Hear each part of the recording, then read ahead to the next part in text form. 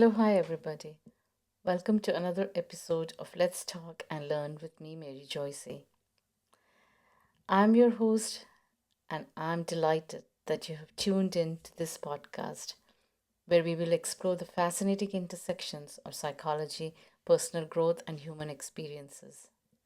So, listeners, in today's episode, I will be diving deep into a powerful and often destructive emotion, anger. To keep in line with the series Reality is So Unreal, we are going to explore how our perceptions of anger can often distort our understanding of its reality.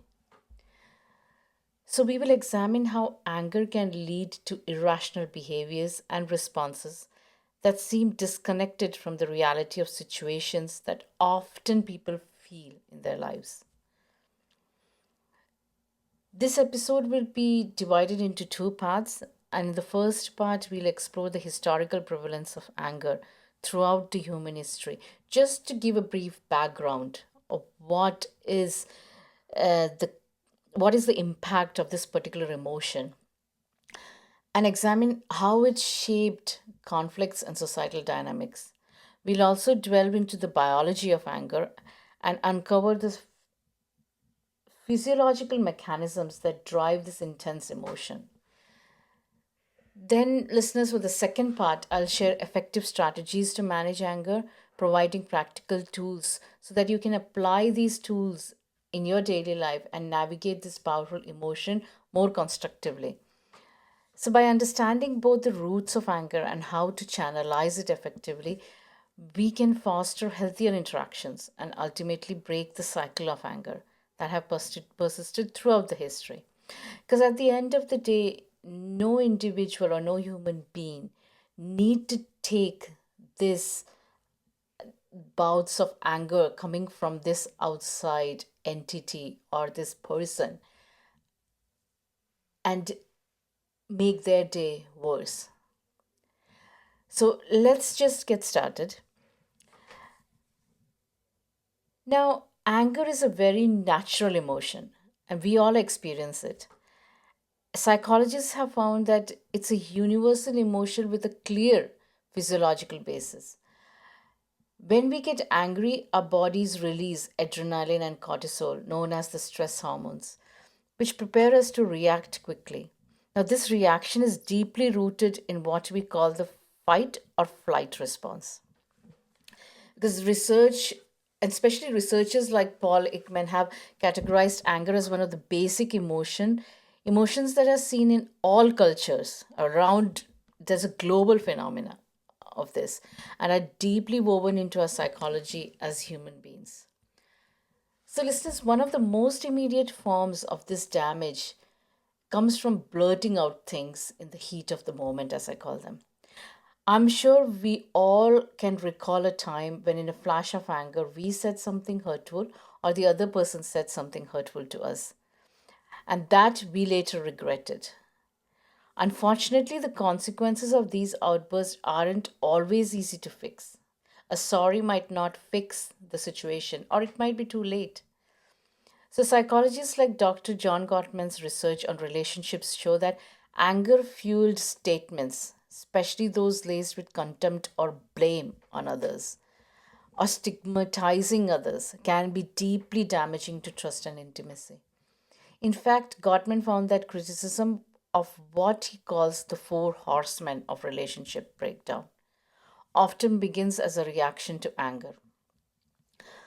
But once hurtful words are spoken, they can echo in someone's mind long after the moment has passed, sometimes creating wounds that are hard to heal.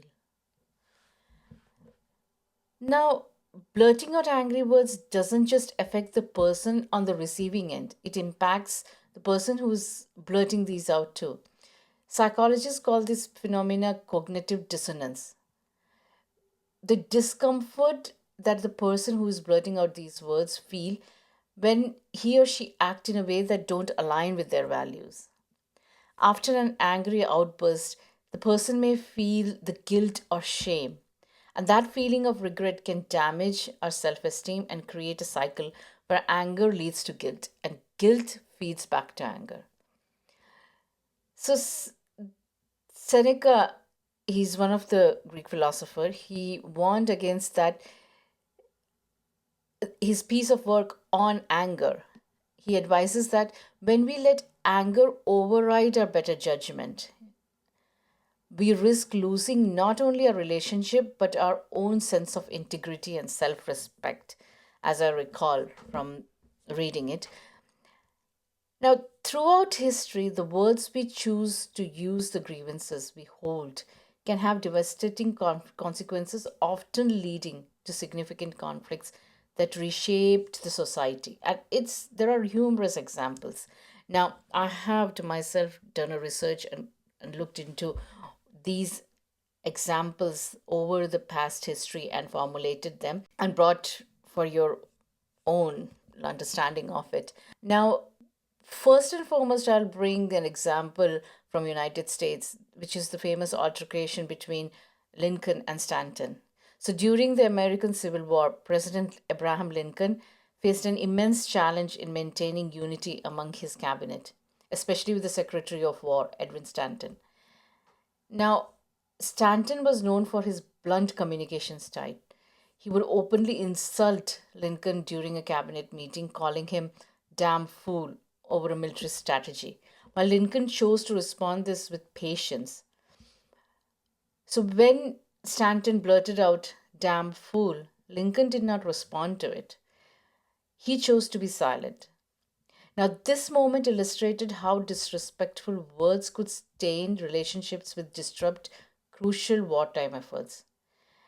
Because the relationship between Lincoln and Stanton was disrupted after this particular instance. Now, respectful communication speaks a lot. We can communicate what we want to communicate in a more disrespectful manner, and it has more value. Now, the second example I would give is from England, the War of the Roses. The War of the Roses was a series of civil wars for the English throne in the 15th century. Now, it's a pivotal moment when the first Battle of St. Albans in 1455, when Richard, Duke of York, confronted King Henry, and both exchanged heated insults. Now, this confrontation escalated into a battle that marked the beginning of decades of bloodshed and political upheaval. Now, this had a long term devastating consequences. Something that could have been or could have been approached in a different manner. Now, for the next example, I'll take you down to Asia, the Mongol Khwarezmian conflict. Now, in early 13th century, Genghis Khan sought diplomatic relationship with Khwarezmian Empire. However, the Shah ordered the execution of one of Genghis Khan's ambassador, igniting his fury. In response to this disrespect, Genghis Khan launched a brutal invasion, resulting in the complete destruction of the empire. Now, this conflict shows that how insults in diplomacy can lead to catastrophic military consequences and cause an irreversible loss of life and culture. Now, if we move further down to Asia Pacific, the Australian Japanese relations during World War II, where tensions escalated between Australia and Japan, leading to World War II. When Japan extended its military influences, Australia, responded back, grew increasingly hostile, fueled by fear and distress, and this culminated into a Japanese attack on Pearl Harbor and subsequent military campaigns against Australia. Now, hostile propaganda and the bad language or the inflammatory language exchanged during this time heightened animosities, leading to a full scale war in Pacific and significant loss of life. It altered the geopolitical landscape of that region. Moving further down to India, the classic example of the partition of India. Now, partition of India in 1947 is an example of how hurtful words and personal grievances can escalate into widespread conflict. Tensions rose between Hindu Muslim communities. Political leaders exacerbated divisions. When the decision for partition was announced, it resulted in displacement of 10 to 15 million people and the deaths of up to 2 million individuals due to communal violence. And this traumatic event led to a legacy of animosity between India and Pakistan, highlighting the need of respectful dialogue, not being disrespectful, and to prevent tragedies and deal with matters more positively. There are lots of examples out there, similar examples. Even the Iran internal unrest and the government crackdowns, the ongoing Israeli Palestine conflicts, the troubles in Northern Ireland that lead to the escalation of violence in the 1960s, the legacy of troubles, as they famously call them. And there are lots and lots of examples that illustrate how hurtful words, personal grievances, and disrespectful rhetoric can lead to significant conflicts and lasting damage. Now, the consequences of these historical and contemporary episodes serve as a powerful reminder of necessity for diplomacy, mutual respect, and the importance of addressing grievances thoughtfully to maintain peace and stability in diverse societies. In the world where communication is critical, listeners, understanding the weight of your words can help prevent the escalation of conflicts and have far reaching impacts on communities and nations alike. I simply, at personal level, do not agree when people say, oh, I have to say this is how I was taught, and I have to say it now. No. As you grow your behavior, it is up to you how you manage, how you respond to situations, and how you channelize your mindset and your behavior for the society and for the community. In certain situations, selfishness is not the response, especially when your behavior is going to cause harm other person, because persistence of anger and its destructive consequences, which is so relevant in society in general and history, there needs to be a learning from it. But despite numerous examples of the damage caused by anger, it appears that humanity often struggles to learn from these lessons. And why? So, research or psychology or researchers and psychologists who have reasoned these have come to an understanding that human beings are inherently emotional creatures, and anger is a primal instinct that can cloud judgment and lead to impulsive reactions.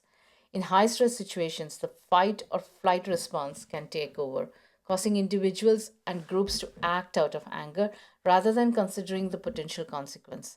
And this instinctive reaction can overshadow rational thought and historical awareness.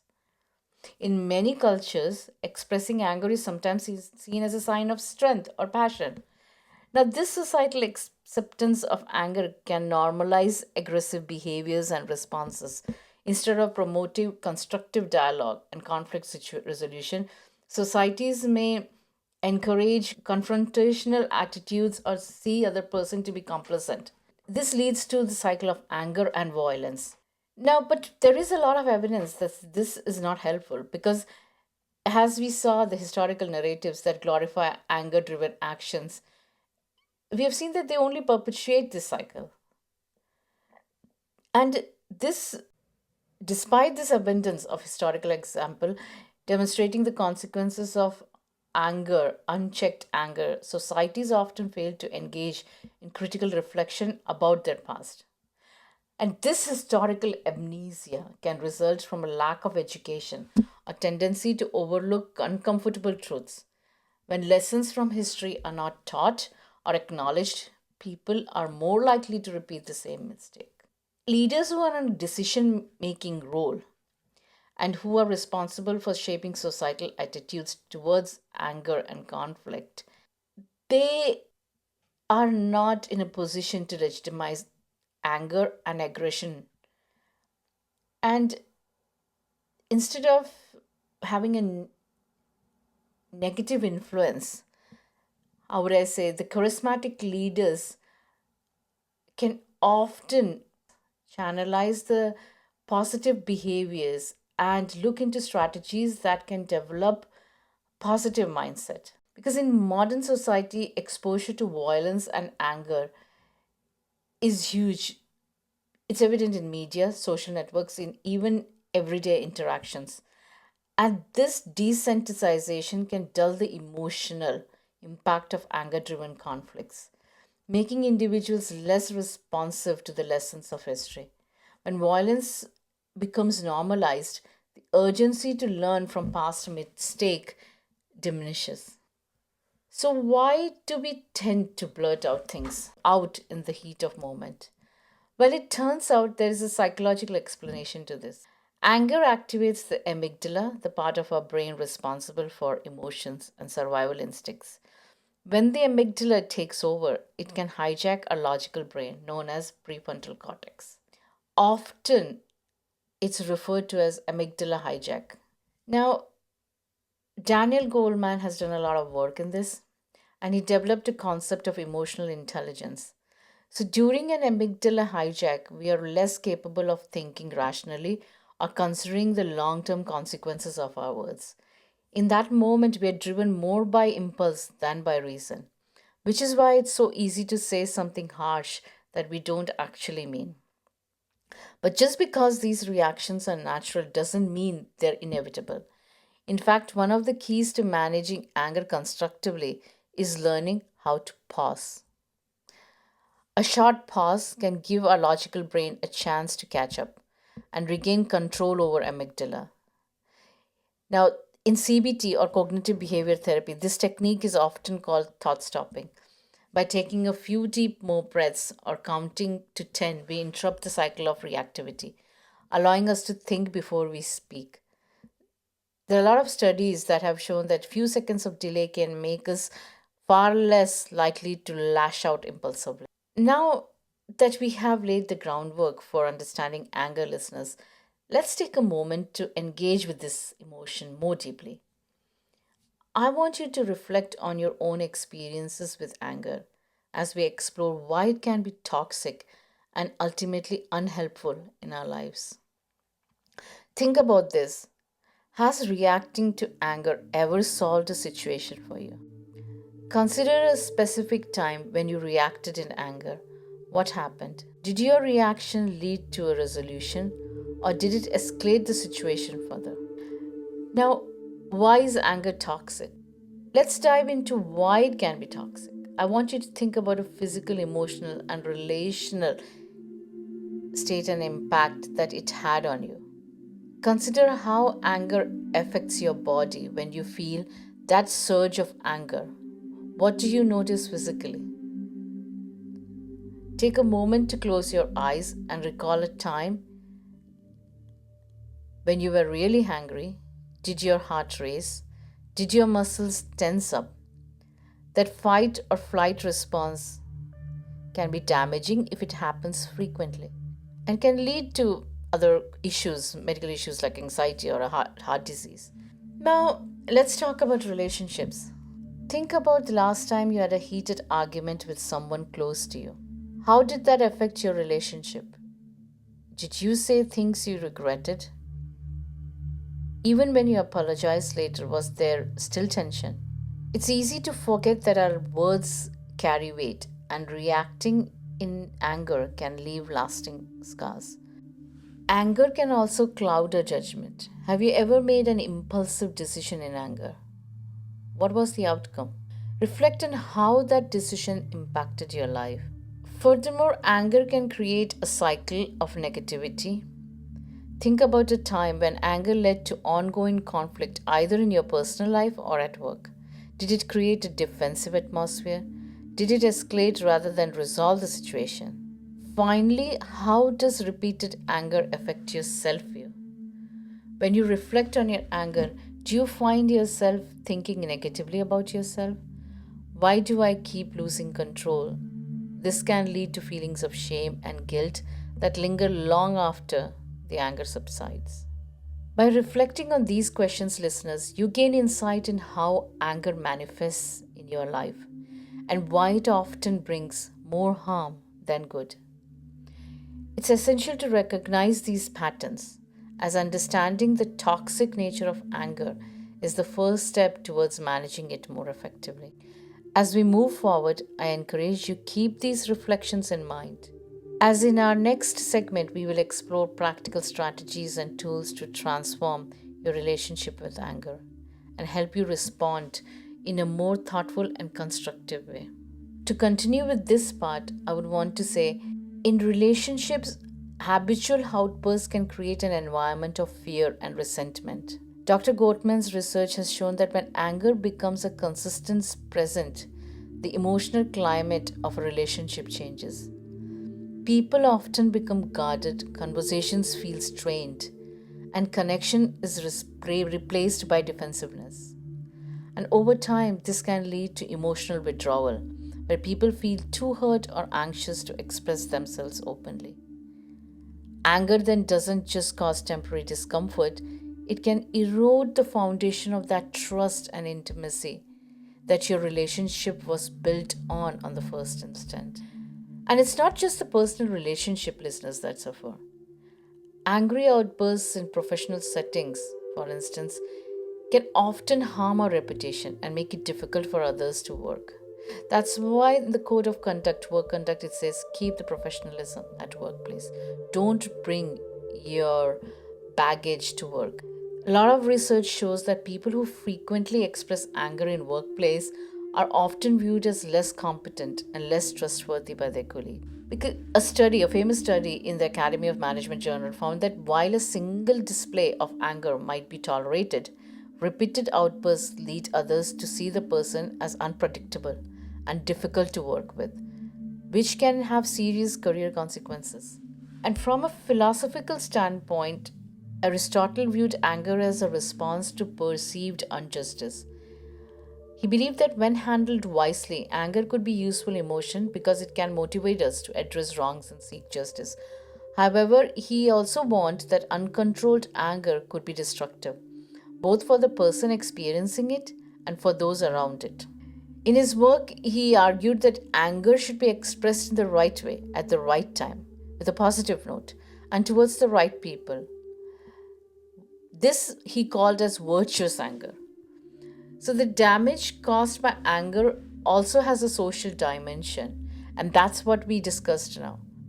Now, Gottman's work on relationship dynamics has shown that frequent expression of angers, especially contempt and criticism, can erode trust and intimacy in relationships.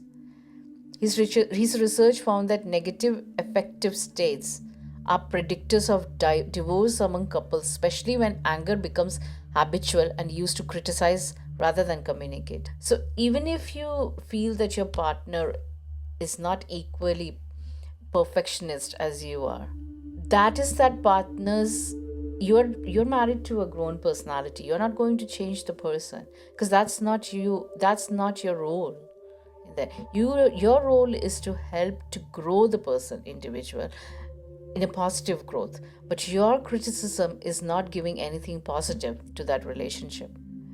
Gottman Institute emphasizes that anger, if left unchecked, can become a barrier to healthy, open communication because people shut down in such relationships. But what if we ignore anger altogether? Unfortunately, suppressing anger can also be damaging. Sigmund Freud, the father of psychoanalysis, believed that repressed emotions, including anger, do not simply disappear. Instead, they may manifest in other harmful ways, such as anxiety, depression, or physical illness. Recent theories presented by Dr. Peter Levine, who specializes in trauma therapy, suggest that unresolved anger can actually get trapped in our nervous systems, leading to chronic stress and heightened emotional sensitivity.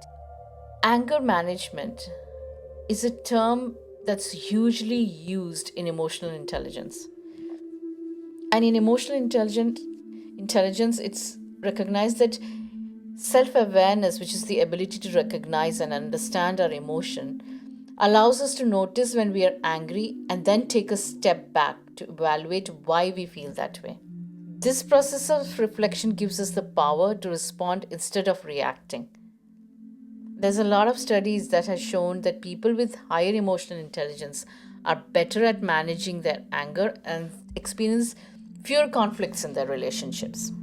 Stoic philosophers also provide a valuable insight on anger management. Marcus Aurelius, where he advised against letting anger control us. He argued that by focusing on what we can control, our thoughts and reactions, we can prevent external events or other people's actions from triggering uncontrollable anger.